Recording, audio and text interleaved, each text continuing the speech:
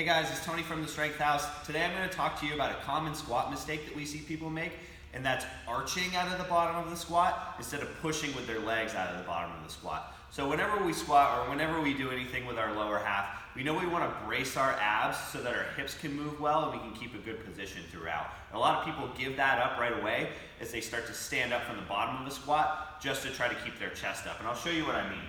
So as I go to set up for the squat, I'm going to tuck my belt buckle underneath and pull my rib cage down just so my hips are right under the bar. So not excessively, so I'm rounding my back, but just to take that excessive arch out of my back.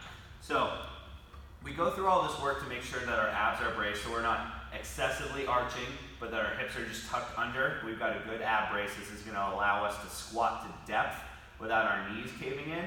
And what we'll see is a lot of people will get to the bottom in a good position, but as they go to stand up, they'll try to keep their chest up so much that they'll arch their back out of the bottom, and that's going to give us a big problem that we see a lot in the squat, and that's the weight shifting forward and our knees caving in.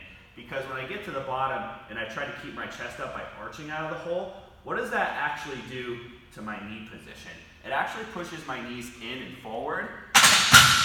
Hard to see from the side, so I'll show you here. So as I get to the bottom of a squat, if I arch my back, it actually starts to push my knees in and forward. It moves that weight kind of to the instep instead of having that good weight over my midfoot.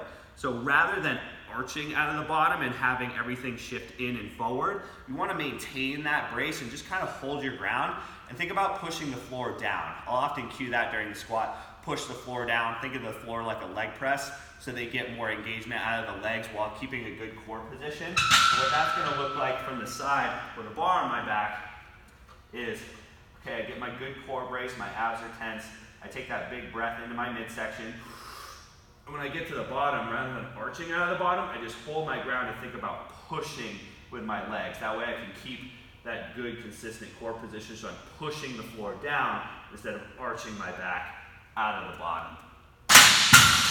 Now something I really like to help coach this is a box squat. So we use a box squat for a lot of different reasons, but the box squat illustrates this nicely because if I squat to the box and keep a good position, aka I'm not sitting back excessively, so I just get my good core position, I spread my knees out. When I'm on the box here, I can kind of feel what I'm supposed to do, and if I throw my chest up and arch my back, I'm not going to be able to really stand up off of the box. I have to stay braced a bit more, keep the weight over my midfoot, and then focus on pushing down.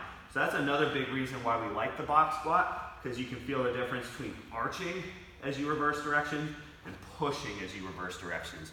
So if you're having a bit of trouble kind of figuring out how to stand back up from the squat, the bottom of the squat, without arching your back excessively, try using a box to help kind of figure that out.